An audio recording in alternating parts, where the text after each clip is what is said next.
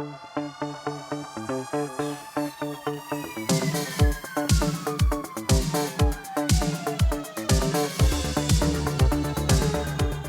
up, everyone? This is the Next Tape Podcast, episode 51 with Mikel and Tanyka. where we have conversation on different topics. So today is a special episode. It's our year anniversary celebrating this podcast, Yeah. the Next Tape Podcast. Yeah. So we're going to do something special. What is that, Tanyka? Well, we're basically just going to talk about the podcast and kind of how it started, our favorite moments or episodes, and or both, whatever kind of comes to mind. And then we will kind of go into a little something else after, and we'll talk more about that when we get to that part. But yeah. Okay. Yeah. All right. So. Yeah.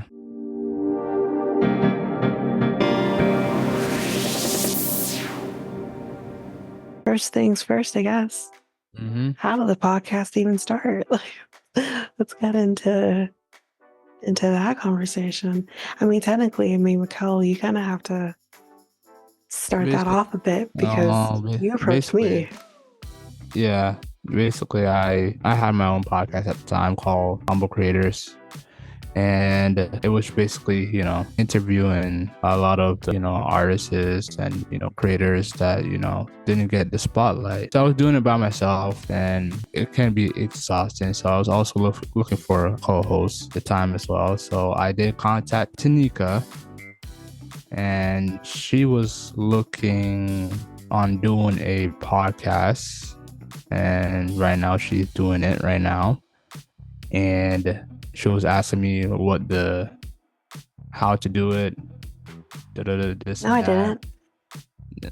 Oh, no, I didn't. No. This is what happened from my perspective. Okay. So I had already started my podcast in May of last year. Right. So it would have been roughly, call it 4 or 5 months before we started this podcast. And I had actually, that's mainly all reality TV related, which shameless plug, where I could talk about like 90 Day Fiance or pretty much everything 90 Day Fiance for the most part, and obviously other different things. We talk Bachelorette, Married at First Sight, all these different things. And this was something that I'd actually started with a friend of mine, Ava, which you would have already heard her on this podcast at that point, which we're recording this even before that episode even airs. And she is kind of the inspiration of starting that podcast because we would talk a lot of we always talked about episodes that could watch all of the same shows, and that's kind of how it started. So when she approached me about doing that podcast, I did my own research. I was going out there doing the research, kind of figuring out like what we need, what we have to do, kind of the ins and outs of that. And I think I had even started the podcast with her without you even really knowing that I started the podcast. I think I ended up telling you after the podcast that I actually started that. You did. That I had started the podcast. And then from my perspective, he approached me about starting this podcast. And wait, you said you wanted to work together, didn't you? No, I don't remember saying that. I could have sworn you. No, because I had the one podcast already that I was kind of solo on my own already with that one because she wasn't able to commit to doing the podcast. She had other things going. Little did I know she was also pregnant at that point too. She got pregnant actually pretty quickly after we started the podcast. So it was more of, I already had the focus on that. So I wasn't even planning to start another podcast. It wasn't. Oh, you said you wanted to do a collaboration. Did I say collaboration? Yeah, I think you said collaboration more. I didn't got into doing a podcast. Yeah, maybe. The other thing is that you don't really watch reality TV, which is obviously what the podcast is about. Yeah. So I think maybe that is what happened. I just don't remember. Yeah. And yeah, that was kind of where it came from. And yeah, you asked me if I wanted to start a podcast, and I'm like, okay, like here I am starting another podcast. I remember telling a friend of mine that I was starting the podcast with you. She's like, "Are you crazy? Like you already got the one." But what is great about this podcast versus my other one, although I enjoy talking about the craziness that happens on these shows, trust me, it's great to kind of have that back and forth, because I didn't really get to have that very much with my own podcast. Again, Ava was very short-lived permanently with that podcast. Obviously, she drops in and out of the podcast, but it was kind of great to have that kind of back and forth with someone. So that's what's been great about it. But that's from my perspective. Yeah. I've been looking for like a co-host, a strong co-host for a while.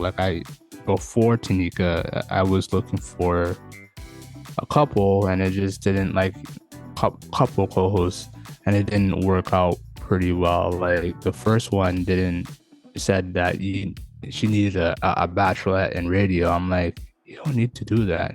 What? Nowadays, bachelorette in radio, like radio, a radio degree or something like that. All right, what you can do in college, yeah. Yeah. You don't need that.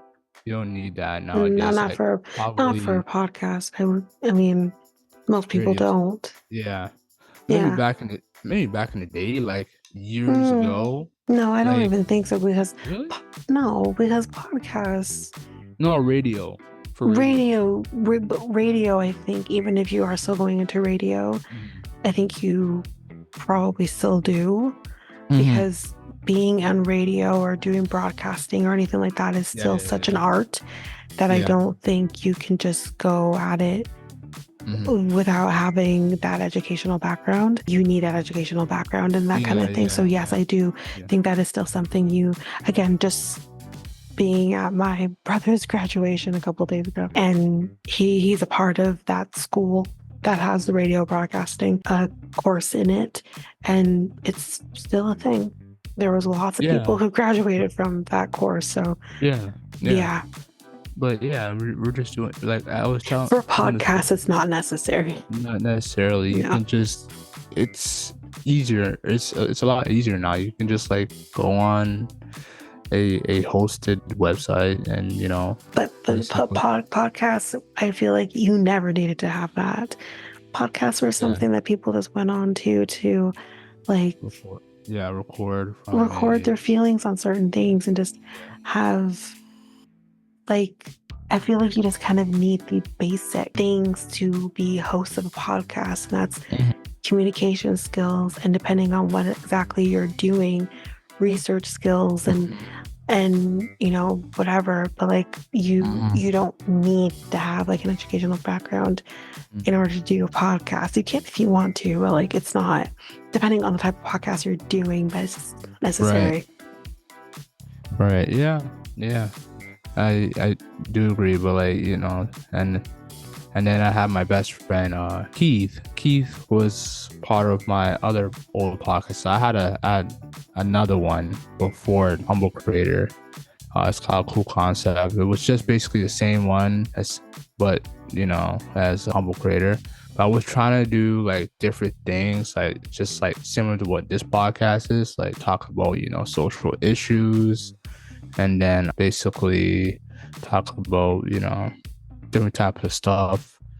And then it just got into the point that it got into interviews. But from the starting, I started with like my best friend Keith, and then he started to not be interested in doing a podcast anymore. So like it kind of just like went our like own ways with the podcast. I kind of did it by myself, so talking about social issues like I said, and then doing the interviews. So it was just like that podcast was just everywhere, where the second one was just focused on interviews and interviews only podcast. So yeah, and this one was just perfect, because like you're dedicated, I'm dedicated to doing the podcast, and we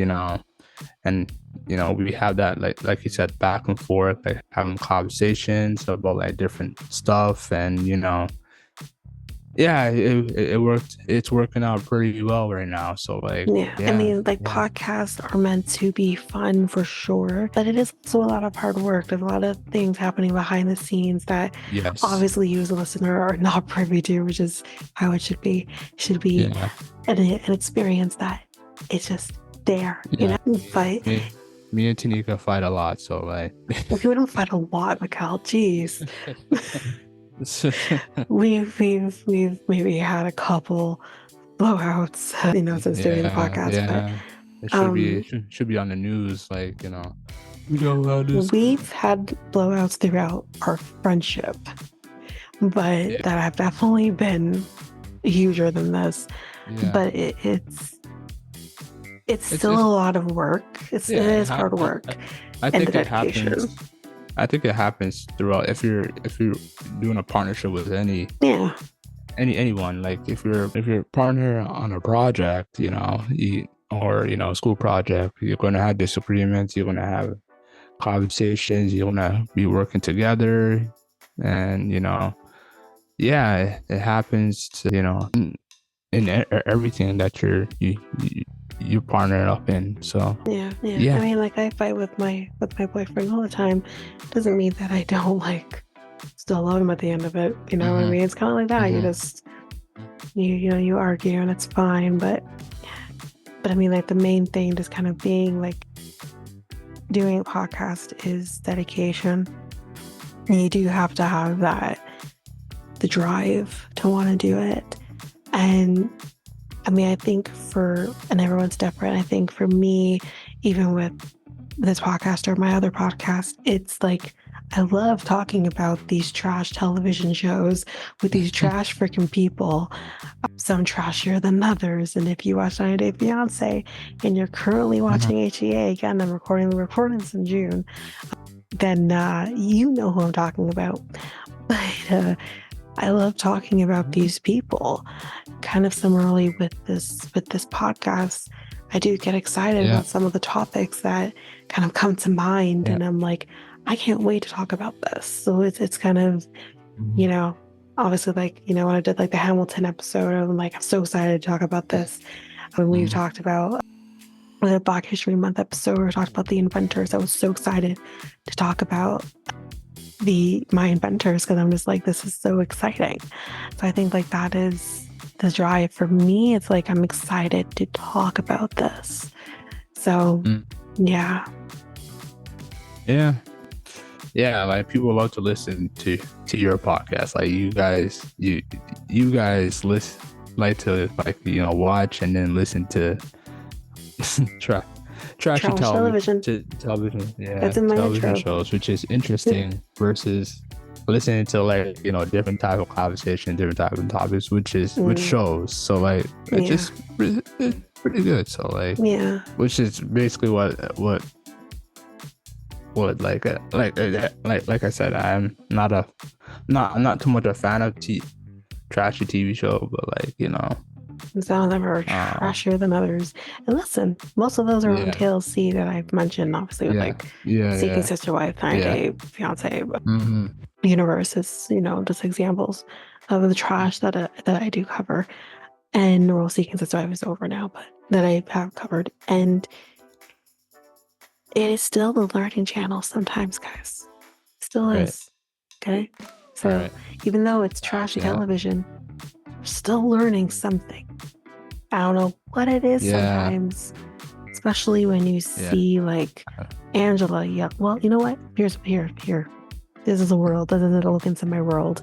And on that podcast, I don't talk about Angela and Michael. I refuse. But what I do learn about Angela and Michael is that she is an older white woman who abuses African men. So I learned that, she's not the only one. She's a dime in a dozen. And that's kind of what I learned is as hard as it is, you do learn like women can abuse men too. And that's exactly what has happened, and which is why I don't cover them. That actually did happen, and like really badly. And she's triggering for me, so that's why I don't cover them. But that's kind of just what I mean. It's just like I have fun talking about the ones, even if I still don't enjoy. It takes a lot for me to not enjoy talking about trash reality, not learning from it or something. Married at First Sight being one of those last season was horrendous. And by the end of it, I'm like, I'm done. We're done covering the show now. As it just dragged on and dragged on. But it takes a lot for me to not be interested in something that we're either talking about on that podcast, talking about on this podcast. So it's fun. Yeah, it is. It is. It's all reality at the end of the day. It's just different types of reality. That's all reality. It sounds like you're having fun and everything. So even on this one too, that's what I mean too. Like this is reality that we discuss here as well. So it's What else are we discussing? Like how to what's to come up, or what's our favorite stuff? What we talking? Let's talk about kind of what either our favorite moments were, or our favorite episodes, what it were, or like whatever. Do you have one that you enjoyed, or moments that you can remember? I don't know. It's okay, like every single. You want me to go first? You know what? It's surprise. I'm going to say it's the women episode.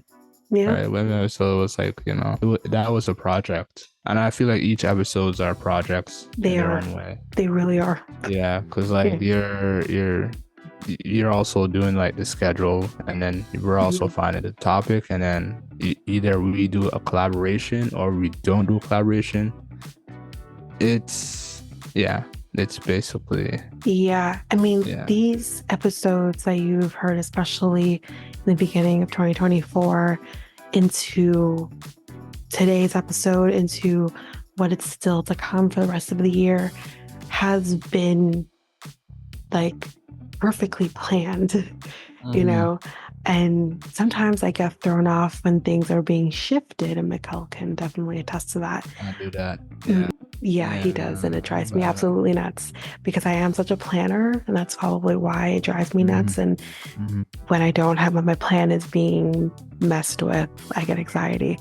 But it's so perfectly planned, and it's been like every episode was decided upon when it was coming, was decided upon before the year even started.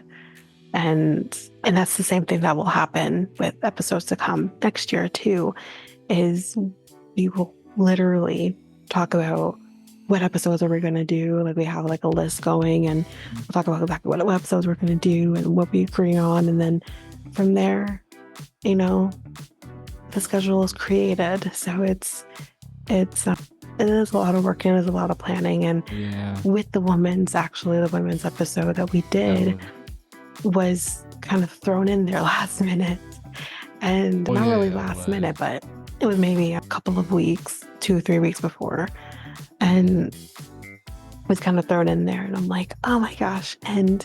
But we did manage to get that worked out, got Sharon on, got Ramona on, and and then obviously deciding on the questions that were going to be asked, and which Mikel did that. I don't even think I contributed questions to that. I think you came up with the questions, and then we agreed on what questions were going to be asked, and it was a process for sure. Yeah. We might do it like next year too. Like I might just do another women's or two. Yeah. Yeah, maybe we will. We are, as most people would have already known at this point, anyways. We did do another episode, kind of more focused on women's rights, but isn't it kind of? It's a little different than what we did, because I feel like the first episode that we did back in March was more focused on what it's like to be a woman in society. Well, workplace was kind of the main thing, and just kind of in general.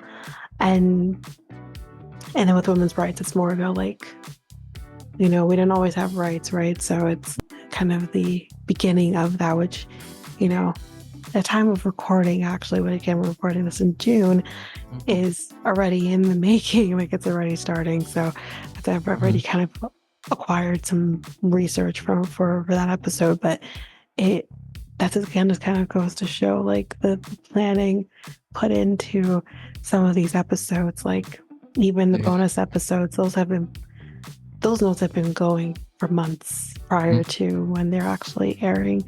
So it's a lot of work, but it's rewarding at the end of the day. Yeah, that's right. 100%. That's absolutely right. So the women's episode was your favorite episode. Is there another one? Women History Month. Moment?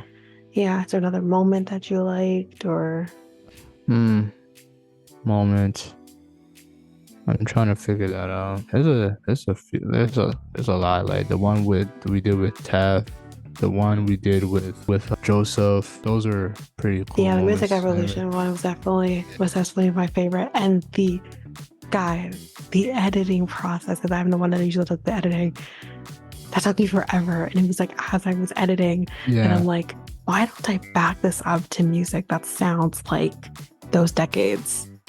And it just kind of came to me, and I'm like, I'm doing it. And it was very tedious, but it felt so rewarding once it was done. So like that was definitely one of my favorite episodes, was actually the Music Evolution episode. Is there anything else you wanted to add to it? You and Joseph wanted. Yeah, well, you just were kind of like a little bit of a debate towards the, which he told me he enjoyed. Yeah, so that's the point of the podcast, to have a little bit of debate here and there, and have conversation. That's what you and Tristan had. You guys had more of a conversation in general. Yeah, because I think with me and Tristan, we both are on the same page when it comes to true crime. Yeah. So I think it was more of a conversation because of the fact that we are both people who partake in that world.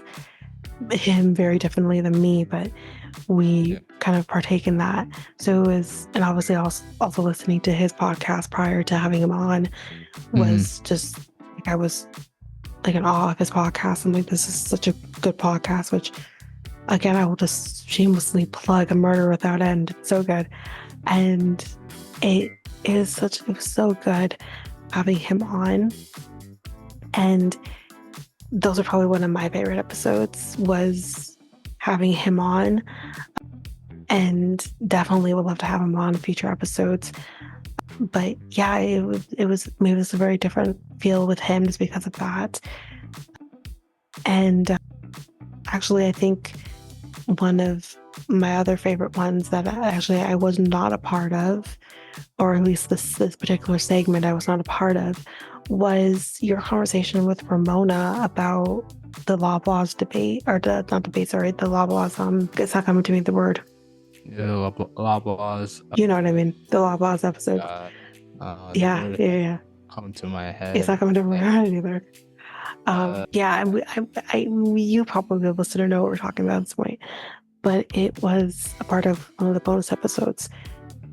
And I think what's like one of the greatest things about podcasts is you as a listener, even though they can't hear you, is putting your 2 cents into an episode, even though they can't hear you, but you're just doing it anyways.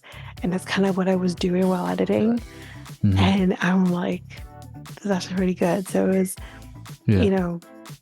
that's probably one of mine. But I think I think ultimately, always hands down, and I think also our downloads show it, is the Halloween episode. I was so excited to do our Halloween episode, and I'm so excited to do our upcoming Halloween episodes. I'm so excited to do those. And I had so much fun with that episode because I am such a weirdo. I love everything Halloween. I love being spooked. I love all of it. And so that was definitely one of my favorites. The recording process, the editing process, all of it just was one of my favorites. Yeah. Yeah. It's a pretty good episode. Yeah, we did good on that episode. Yeah. Yeah. And I think we were only like a month old at that point with the podcast too. Yeah, because it was in September. Yeah, September. Yeah, it was around September, and that was towards the end of October. Yeah, we did that episode. So yeah, it was fun. Yeah, it was fun. It was really fun. Yeah, I do agree. Hopefully that gets played on Halloween as well, because sometimes people. Yeah, definitely. Yeah. We'll say now because we're heading into October very soon and heading into our Halloween episodes, which maybe we can actually talk about before we head into the next segment, just for people to know. But definitely go back and listen to that episode if you want to know a little more about the history of Halloween and everything, which is, we're not going to be doing that in our Halloween episodes coming up.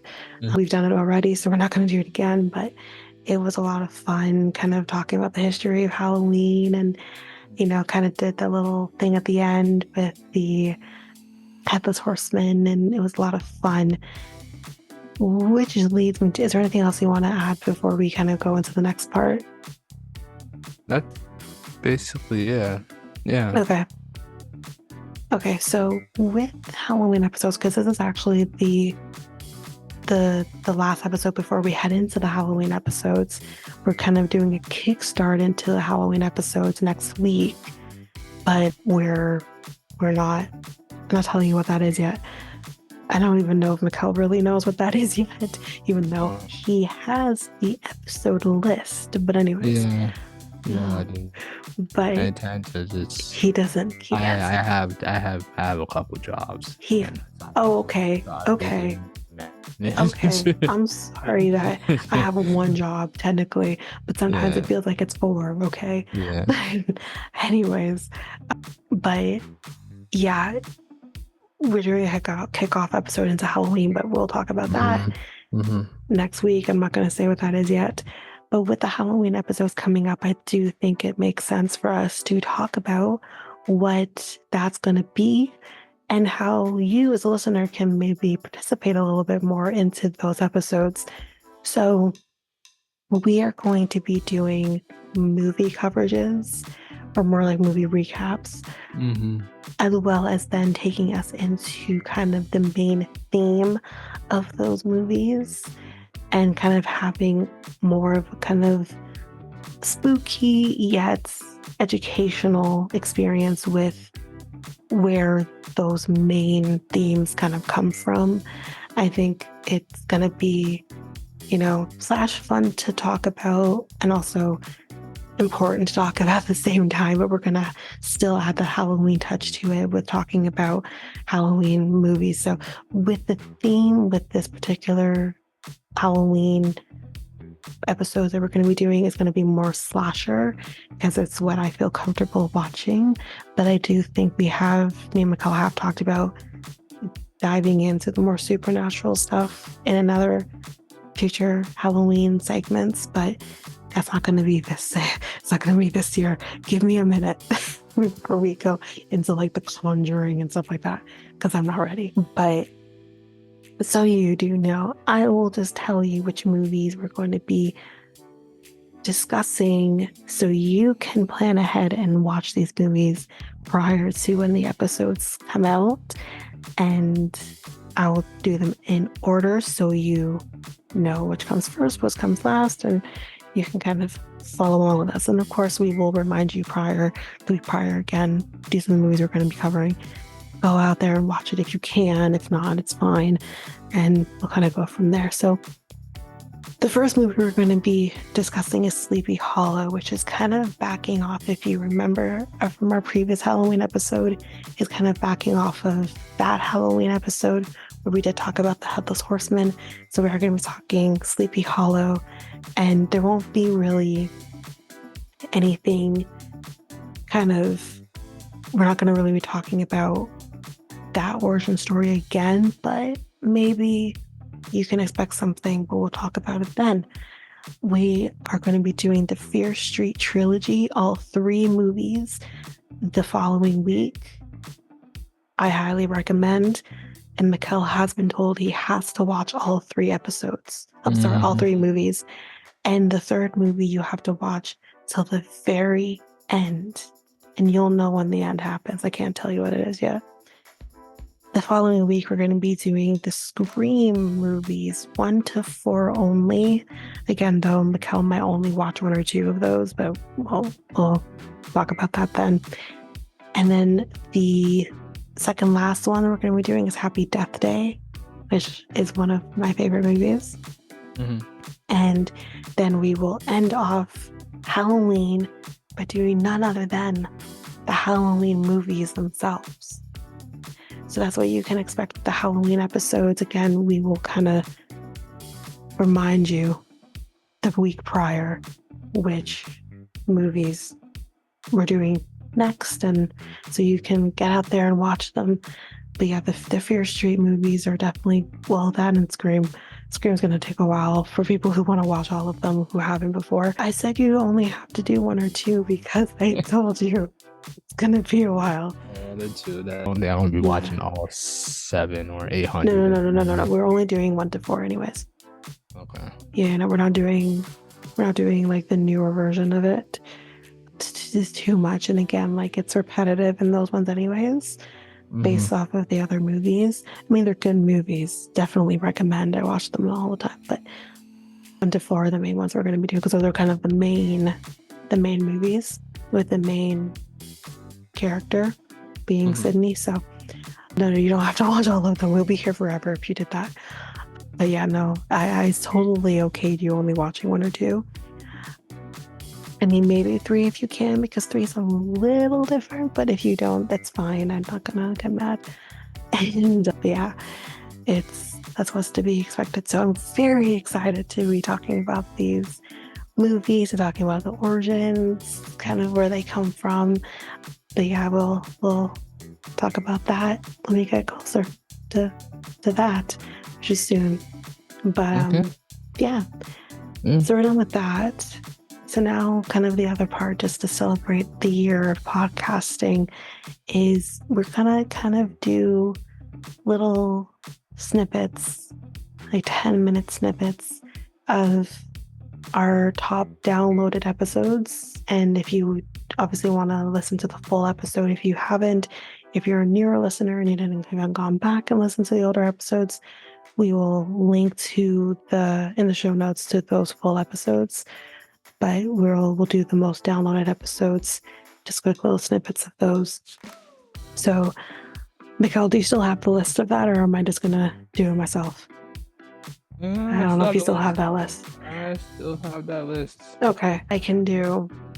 As you gave me 4 of them, so yeah. So we'll just do the top 4. That's fine. We'll do the top 4. But yeah, top 4. So you can do the first 2, and then I can say the last 2. Yep. So the first one is just the Justin Trudeau and issues with Indigenous people face. Yeah, that was with Ramona. Yes. That was the first one. That's Ramona. The first one with Ramona. Yeah. Yeah, and it was the popular episode on the podcast.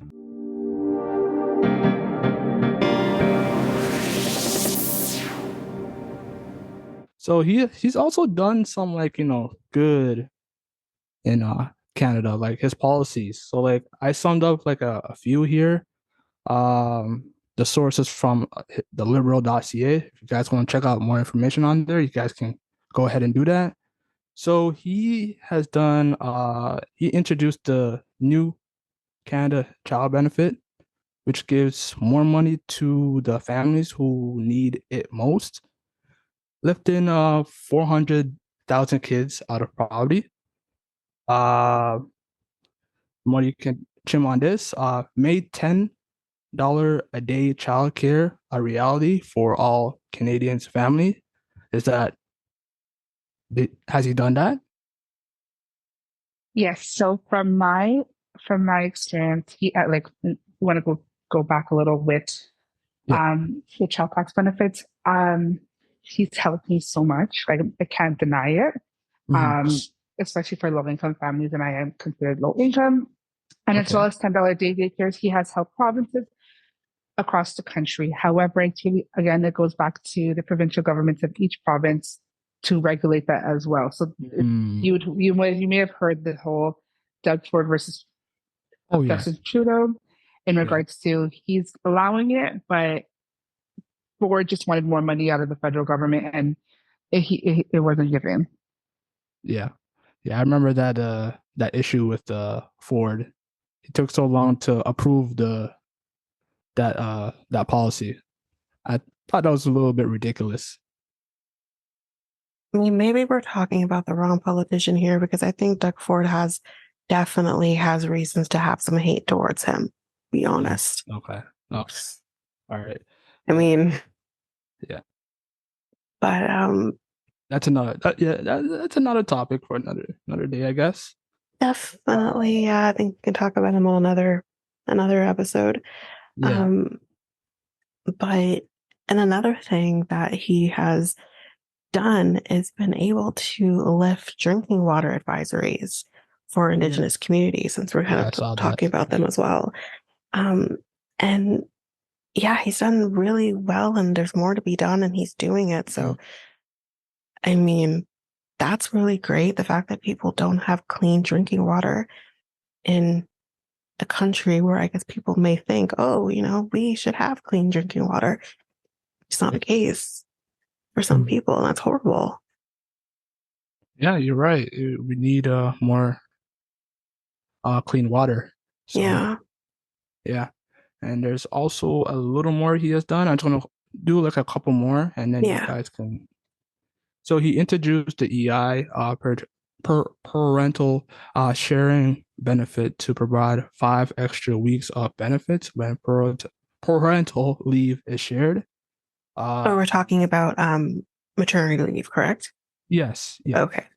Yeah, just to make sure we're clear on that. Yeah, basically. Making housing more affordable, that's kind of a question mark. I mean, I'm building more homes, cracking down on speculation and banning foreign investment. I know he did that. I heard that in on CP24 all over the news. And then more support for the LGBTQT Canadians. LGBTQ plus. There you go. My bad. There's actually more letters, but we'll just say that for now. I apologize. There's so many letters.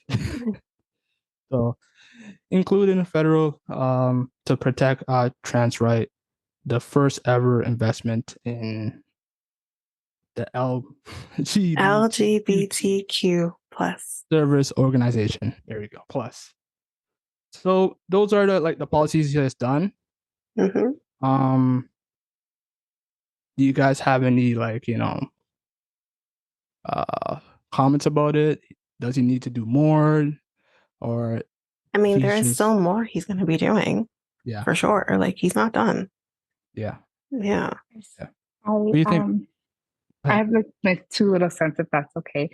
I know housing crisis it's a struggle for all Canadians across the board, but I also I'm not even sure if it's also mainly Justin Trudeau or if it's also Doug Ford. Now, I'm a renter in Toronto, and I know that there is a lot of stories in regards to. Are you guys aware of AGI? AGI, no. AGI, no. Okay, so now Doug. So this is just from what I can remember. Correct me if I am wrong. Now, apartment buildings that are built after 2018 are not really protected above rent increases. So landlords can up the people's rent to however they want, right? Yes, and that's something that's something Doug Ford is doing. And me being a renter, I do live in a building that was created way before 2018. However, he has also implemented that if landlords tend to do renovations, and it's not something for aesthetics, more so security cameras, any type of piping, roof work, the landlord can request their current tenants that were living during that period to pay for those repairs. And so that has upped the increase for their new yearly rent increase that happens, which kind of screws people over because I think from my understanding that the increase a landlord can technically go is up to 2.5, but some people have been affected by a 3.9, if not more, interest rate, which is, to be honest, a little bit excessive in regards to inflation right now. And most of these units are not, they're not even at par at a perfect living standard. So it goes back to like, is this a Justin Trudeau thing in terms of like a better housing situation, or is it something that Doug Ford is like, it was just the most silliest thing that he could have decided to do? I would feel like this is more of a provincial thing than federal. So this would fall under Ford and not Trudeau. Yeah, exactly. I think I would say the same thing. And then there's also Justin Trudeau that he has given funding for the Black community and supporting diversity. I cannot remember the number, but there's quite a bit of funding. I think it's was it 2 million if I remember? Around, it's in the million range, just to support, if I'm not mistaken, again, Black entrepreneurs. Yeah, I remember that. I saw that. On other organizations involving the diversity aspect that the Liberals are promoting. Do you think that was enough, or that he should have done like more? I mean, like I said, I think there is always room for improvements, but from what I can remember, because I'm born in the 90s, in politics, I would say that I didn't see it from Harper. So seeing it from Liberal, I think that means a lot. Will the Conservatives, if they ever take over Justin Trudeau, it's not really promising right now because you don't hear anything about them protecting diversity, protecting Black communities, right? It's really up in the air, but I can't say I count on Justin Trudeau to do more, but the acknowledgement was there. There is there. Okay, yeah, that's true. You like to trim on that, Tanyka, or you're okay? I mean, I think I'm pretty okay because I agree with Ramona as well. Like, I think there's always room for growth. But at the same time, what he is doing right now is great. And it's more than we've seen in the past. That's 100% correct. So I don't have much more to add to that. Okay, that's cool. All right. So what about his father? Everybody said his father was like the perfect Well, I wouldn't say perfect, but definitely what we see today in a lot of ways is, yes, because of his father. So he was definitely one of the better known prime ministers. So just, I guess, to briefly talk about him, maybe for those who don't know, if we have American listeners who don't really know much about this, his father, Pierre Elliott Trudeau, he was prime minister. He had two different runs in office. So he was prime minister in 68 to 79, and then in 1980 to 84. So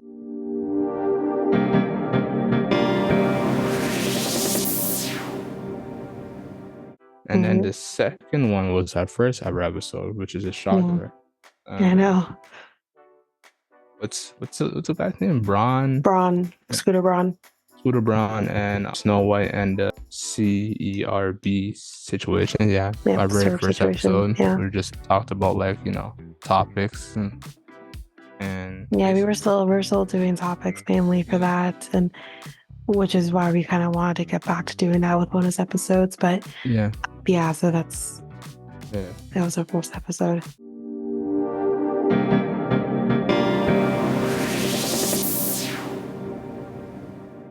But interesting. There's no reason as to why all these people are leaving him. I mean, there was a lot of the drama between him and Taylor Swift. but that was years ago now. Is it, So was that situation with her, like her with her record label, like with Taylor Swift? from my understanding, it's not necessarily the label themselves. I believe Scooter Braun bought the label, I think is what happened.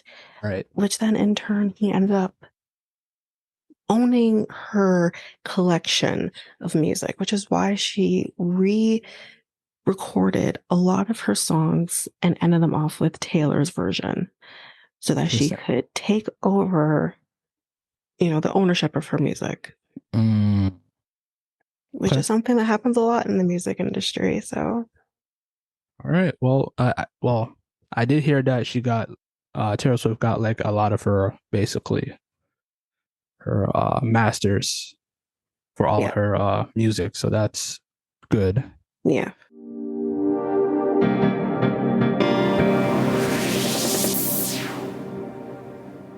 What's the second topic that we're talking about on Next Take? You want to talk about Snow White? Let's go ahead. Let's go. Okay. So there's a lot of drama with the Snow White stuff. Okay, so a lot of the drama with the Snow White situation is the lead actress who would be playing Snow White has really been saying that this movie is not appropriate for 2023 standards, that, the misogyny, the patriarchy, all of that kind of thing, that she doesn't need a prince to be her knight in shining armor and to, kiss her away type situation. And although I understand that, this is just a movie. The movie was made at a time where this was very different. Yeah. And a lot of people have actually come forward against the actress, saying that, okay, a woman can still be independent, have her life, do all the things she wants to do. But what's wrong with wanting love? So yeah, I think the way how she's going about it is a little too steep, in my opinion. Yeah. I think it's. I don't know why. I don't know why Disney decided to change the story of Snow White, because it still works in this modern age right now. So like, just because I saw her saying that because Snow White didn't get consent to be kissed by the prince. But then here's my question. I understand the whole consent situation. It's a problem. Right. Unfortunately, all women have dealt with men putting their power over them. I get it. But this is still just a movie. Let's just take it for what it is. How could she have given consent? She was sleeping. The whole thing was she needed to come back to life as because of the poisoned apple. How do you change that? Technically, she did give consent. If you think about it, she was dreaming about the prince kissing her. No, she wasn't. In a way, that's consent to say that she wants to be kissed by a prince. Well, I don't remember. I mean, it's been a while since I watched Snow White, but I don't remember her dreaming about him. Yeah, I don't really remember her dreaming about him per se. She did see him before she ran away and all that. Yeah. But we do have to take into consideration that Snow White's technically 13. So, I mean, we want to go dig deep into that. But these are all things, again, that we have to just take the movie as it is. It shouldn't be changed in any way, shape, or form. So, well, I'm not saying so much changed, because then we can go into the whole situation with Little Mermaid. People were really upset that Ariel's Black now and she's not supposed to be, and all of this situation. It's like, okay, but there's nothing wrong with change. That too, and there was never a race with the mermaid. No, mermaids can be whatever race. Yeah. And again, mermaids aren't real. But that's the thing. You can't buy too much into this. Just take it for what it is.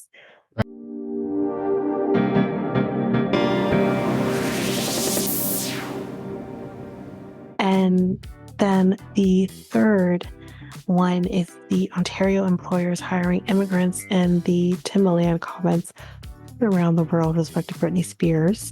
That was earlier this year, I believe, I think, or maybe late last year.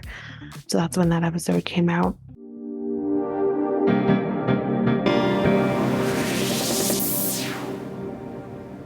Talking about this just comment heard around the world by Timberland. I'm going to have a lot of thoughts. I'm going to have a lot of things to say.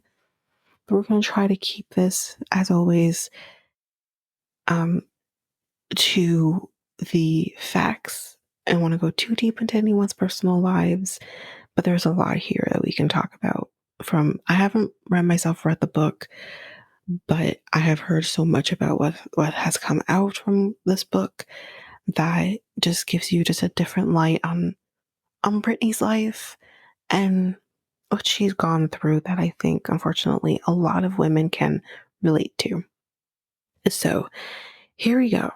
Justin Timberlake, as we know, has worked very closely with Timberland, and Timberland has also worked with Britney herself, which is interesting.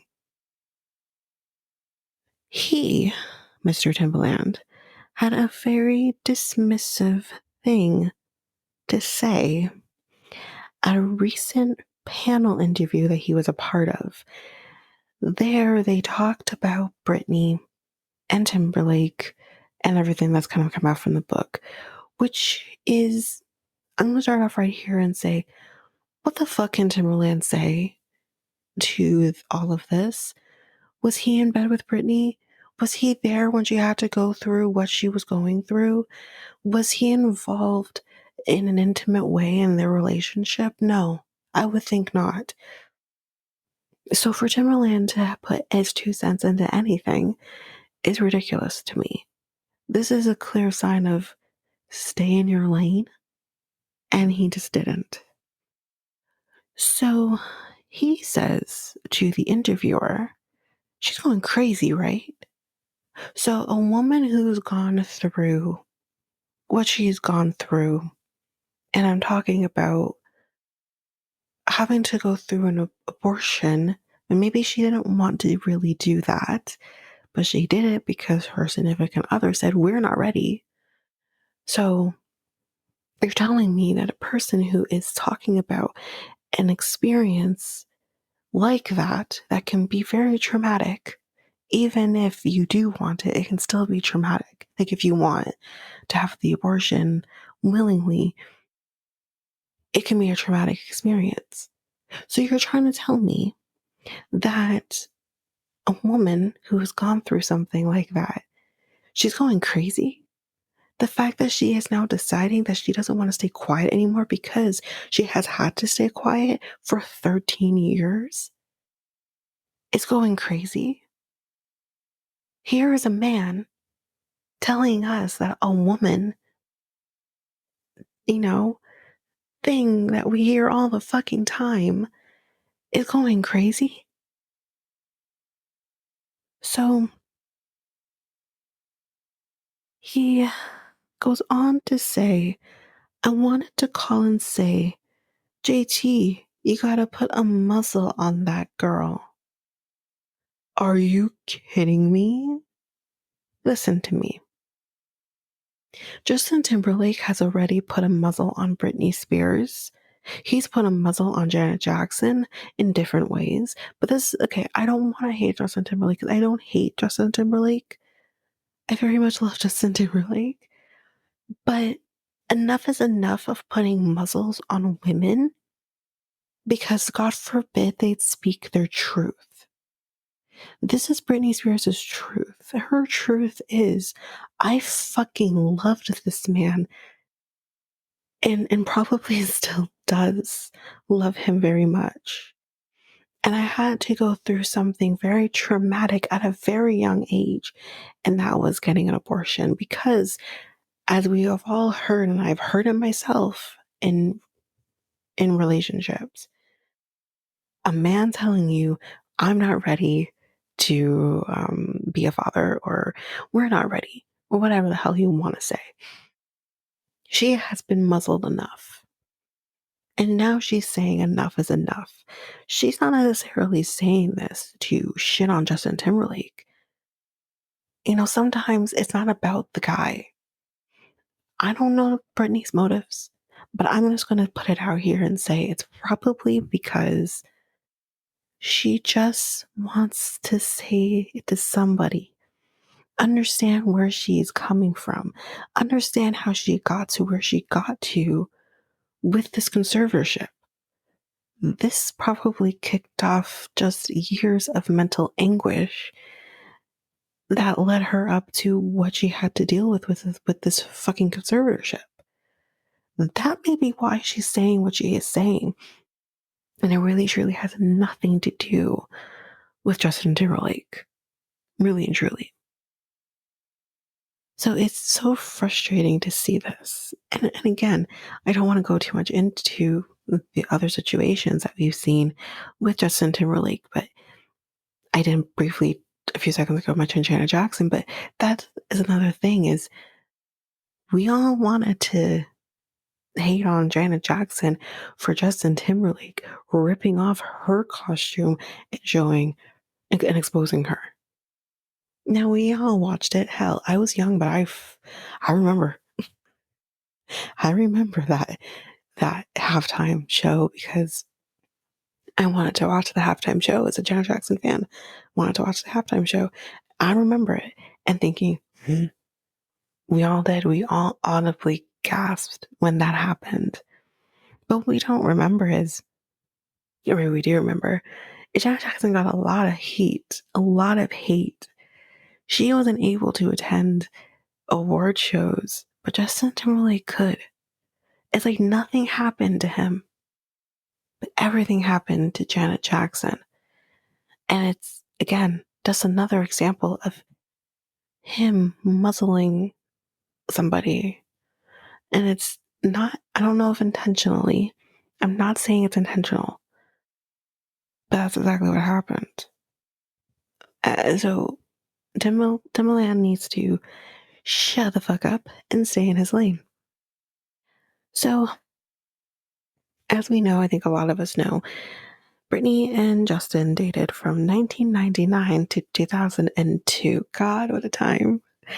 Oh, I miss those days. Anyway, and Britney, she ended up opening up about various moments in their relationship in her memoir, including an abortion she underwent. In an excerpt originally published by People, Britney said that the pregnancy was a surprise, even though she always expected to start a family with Justin.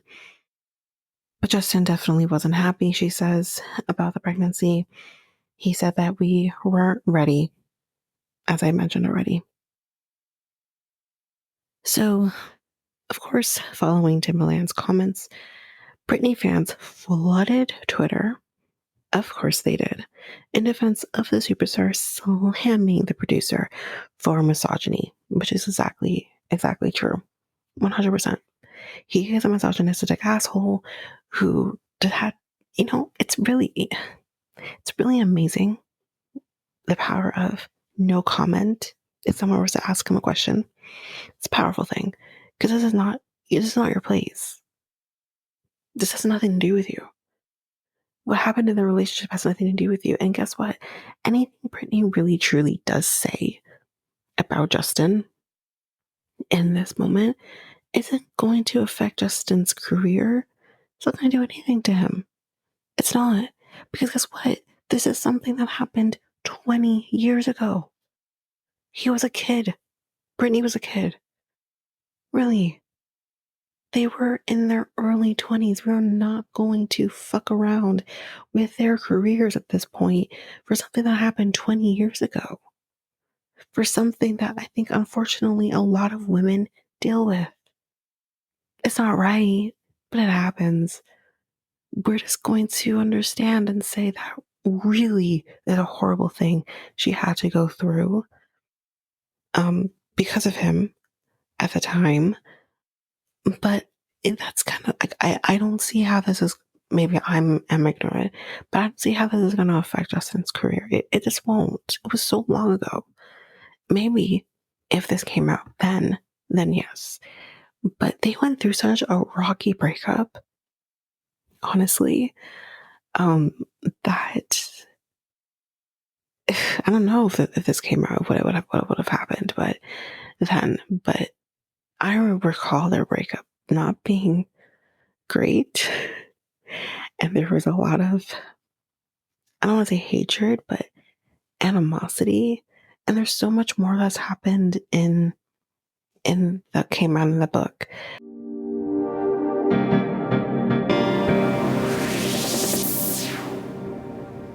And then, as I mentioned already, our Halloween episode was the next one. So we will definitely do a snippet of that episode as well.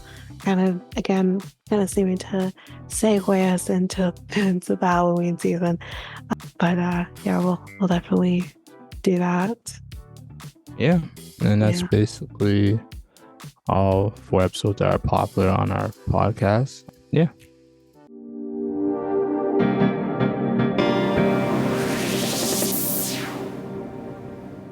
Involved dressing up in costume. So that's where trick-or-treating started. I can see that.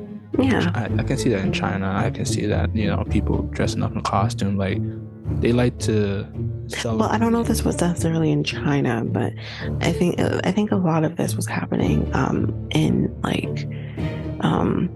like early times would have been like Europe area. In early Europe, yeah. Okay. Like years and centuries ago. Okay. Yeah. Interesting. So the Scottish practice of guising is more secularized version of souling, which swapped the prayers for tricks instead. And then the costumes evolved too, taking a scary turn when young Scottish and Irish pranksters got the idea to spook unsuspecting neighbors. Eventually, did you say boo? Yeah, I did. Eventually, this evolved into the tradition of trick-or-treating in the United States. The candy-grabbing concept became mainstream in the early to mid-1900s.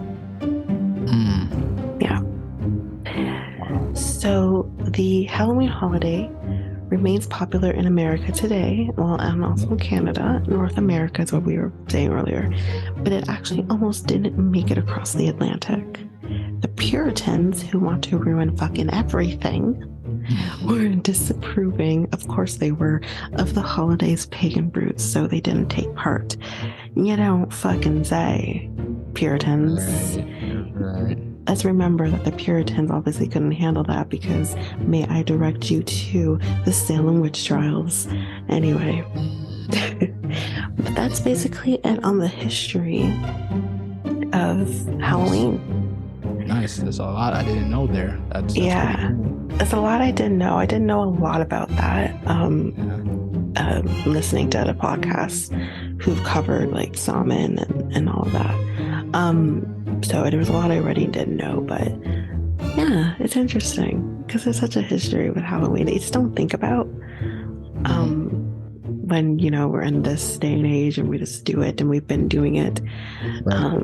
So yeah, there's a lot you just don't think about. But it's really interesting.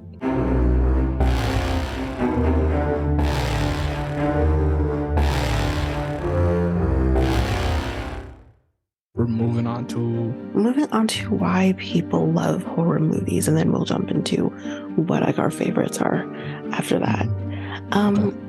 So this is all kind of more science-based, a little more, but it's still interesting to kind of see like why that is the way it is. So one of the reasons, go ahead. Is it basically because people love to, love to be scared, or love to, Well, yeah, it's the fact that people love to be scared, but it's the response that we get, like our body gets when we watch these scary movies and we get scared from them. It creates kind of like an adrenaline rush, which some people can get kind of addicted to, which I guess is a safer addiction to have than others. But yeah, that's basically why. And that response can come in many different ways. Like, for example, when I watched, what'd you call it? What's that one there with, the one that's more, anyway, I can't remember what the movie's called now, but there's a movie. Oh, explain the. Yeah, so it, Sarah Michelle Gellar was in the movie. There was 2 different movies of it. And starts with a G. I'm gonna search for it while I'm figuring this out because it's gonna bug me. Starts with a G. Yeah. Sarah Michelle Gellar is in it, and she goes into a home that she's supposed to be taking care of a woman who lives in the home, but there's definitely like ghosts in the home. I'm gonna search Sarah Michelle Gellar, and hopefully that comes up. And then I don't get bombarded with freaking Buffy. It isn't the Great Pumpkin with Charlie Brown. No, I don't think that is it. I'm playing. Definitely not it. Wow. Let's find her movies and TV shows, which is oh yeah, I forget she's in Scream too. Anyway, she didn't last very long. Oh, The Grudge. There we go. I got it. The Grudge. The Grudge. You remember The Grudge? Yeah. It's not a Christmas movie though. Are you dumb? The Grudge. Not even close. Not even close. Okay, let me explain the rest of the movie. Let me explain the rest of the movie because clearly you haven't seen it. The Grudge is basically there was a ghost. There's 2 ghosts. There's a mother and a son. Okay. For those who watched the movie, probably know. So there was a story behind the mother and the son were stuck in this home because they were killed in the home. Her husband and the father killed them in the home, and the little boy had this cat. And I called him Cat Boy. I don't know why, but that's what I called him because he looked like a fucking cat. And the Grudge would like come into the room. You always knew the Grudge was coming into the room because she would do like the I can't do it because my voice is fucked up right now, but it would go like and that's how you knew that the Grudge was coming into the room. Like it was this low guttural sound in the throat. But that search The Grudge, you'll see it. You'll probably recognize it if you see it. But it's definitely not a Christmas movie, I can tell you that. But The Grudge, anyways, when I saw The Grudge for the first time, which I was forced to watch when I was in elementary school, during certain parts of that movie, I would get scared, but then I would laugh. And that was this one weird ass response that I had because I'm like, what the fuck is this? What am I watching? But it was funny at certain points of it. You know what I'm thinking about? The Ghost of Christmas Past, Present, and Future. Oh, you're thinking Christmas Carol. And the Yeah, you're thinking of Christmas Carol. Yeah, and the character in the is I think it was Scrooge. Yeah, Scrooge. Yeah. No, which also has like a little bit of a scary thing to it, because to me, the ghosts of future always scares me. I don't know why, but it always scares me. Yeah, because it's your future, right? See, that's exactly it. It's supposed to warrant, and then we're gonna get into it a little bit with the history, like why this is the way it is, like why people like this. Is it gives you a response of what is supposed to scare you, and guess what? Your future scares you. Your past doesn't scare you because you've already lived it. Yeah. Your present doesn't scare you because you are currently living it. Yeah. But your future does because you don't know what that looks like, and you also don't know how long you have left. There's also that part of it too. Right. Okay, so one of the reasons why we enjoy being scared, it's rooted in our evolutionary psychology. So because, like they say, our ancestors had to constantly be on guard, especially our ancestors. I don't want to go into race, but let's be real here. We always had to be on guard against threats in their environment, and the ability to recognize and respond to danger quickly was essential to their survival. So horror movies tap into that primal instinct by stimulating dangerous situations and allowing us to experience the rush of adrenaline that comes with them. Yeah. So, another factor, I thought that was interesting too. Yeah, that's why couples like to, see a horror movie together. Couples? Yeah, like a couple, like when you go to a movie theater when a couple goes to a movie theater and then they watch a horror movie, and that's like the most number one scene genre in terms of couple, right? Because they love to. I never knew that. Yeah. No, I never knew that. I guess that's one way. I guess that's kind of like a natural. Yeah. Okay. It's one way, I guess, to get things done. So another factor that contributes to the appeal of horror movies is the adrenaline rush they provide. When we watch a horror movie, our bodies go into fight or flight mode, releasing adrenaline and other stress hormones. This rush can be addictive, and many people seek out the thrill of horror movies as a way to experience this rush in a safe and controlled environment.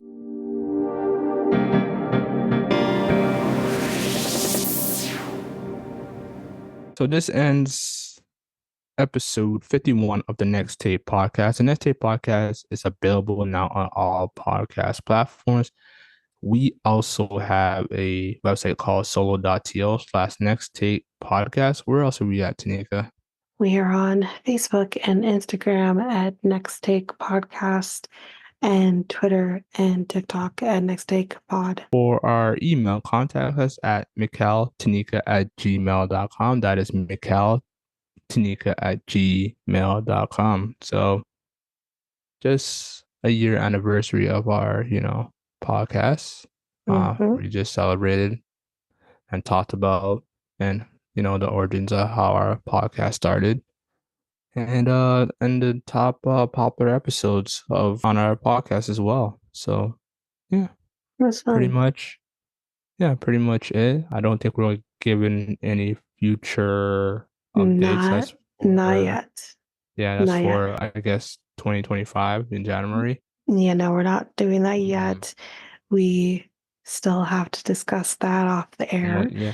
And you can expect that in our recap episode, which we do usually in November. So that will be probably in a couple of months from this episode. You can expect what we do, the kind of updates that we do on some of the topics we talked about. And we'll also kind of go through what you can expect in 2025. Yeah. So that's where that goes. Yeah. Okay. So happy year anniversary, everybody. Thank you for listening to our podcast. We appreciate it. Amazing. A lot of hard work went into this podcast. 51 episodes or more. That's including the bonus. 51 times like two. Yeah. Whatever that is. Yeah. So appreciate it. More to come in the future, and that's basically it. Anything else you want to say, Tanyka, or? No, just thank you for listening to us every week. Yeah, every single week. Sometimes Wednesday, sometimes Thursdays, depending on how we. Depending on when Mikel releases the episode. Yeah, that's all him. That's all. He's the one that's a little more consistent on the days. Yeah. Anyway. Yeah. So I'm Mikel and I'm Tanyka. We are out until next week. Peace, guys. Bye.